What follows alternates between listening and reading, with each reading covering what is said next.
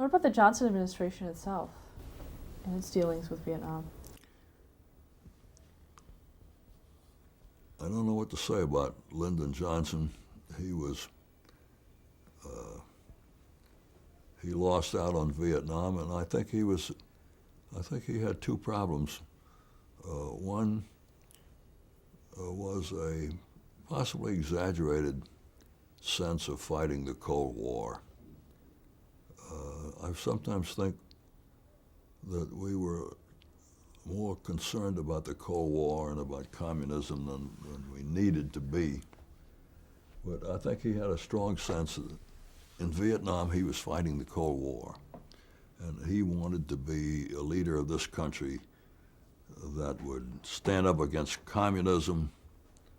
And he didn't know how to pull out from Vietnam without seeming to suffer a defeat in the Cold War. And I think he had a Texas sense of macho, which fed into the I'm not going to be the president that takes a beating in this particular aspect of the Cold War. And he didn't want to be the man who was going to do this.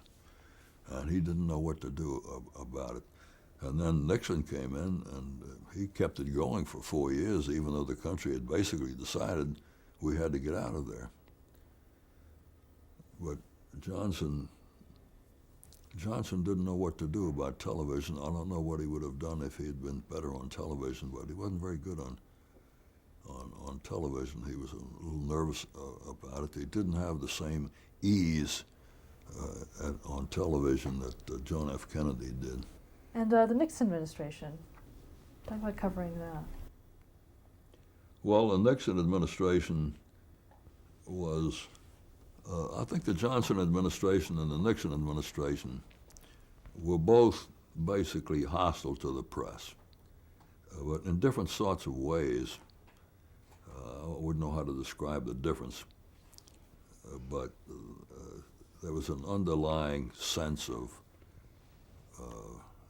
people who were hostile to the press, and so it was difficult to deal with them because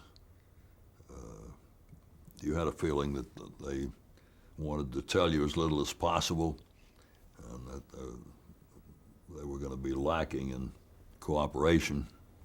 Do you think that came from the top? Oh yes, there's no doubt about it. The atmosphere came from Lyndon Johnson and from Richard Nixon.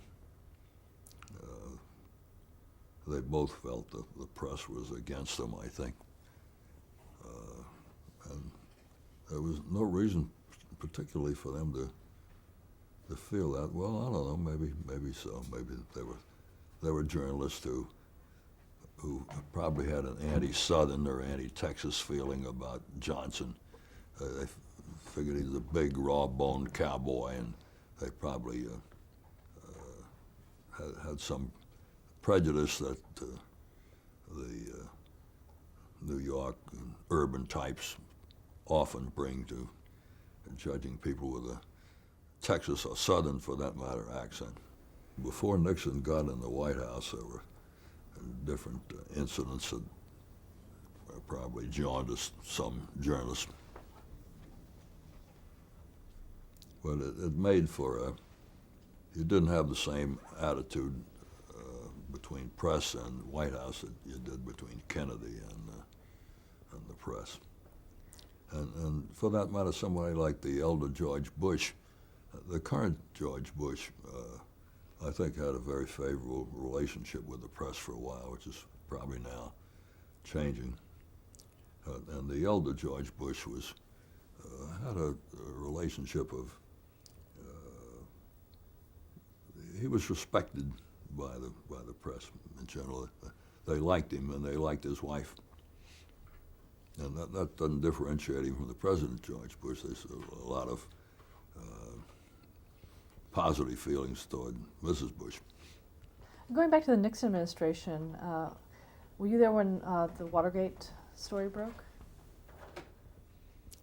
Well, that was, the Washington Post was way ahead of us with some of our guys would add to that story from time to time. And we were all, well, there was a sense that there was something happening, coming out in dribs and drabs, and it needed more to come out. What had happened? What were these people doing in the Watergate? And so our people were trying to get to it, but they didn't have the head start that Woodward and Bernstein did. So we were picking up a lot of stuff from the Washington Post, with credit to the Post. And I remember every morning when you picked up the Washington Post on your front porch, you'd open it up and see if there were some sensational headlines today. They were not there every day, which was irritating.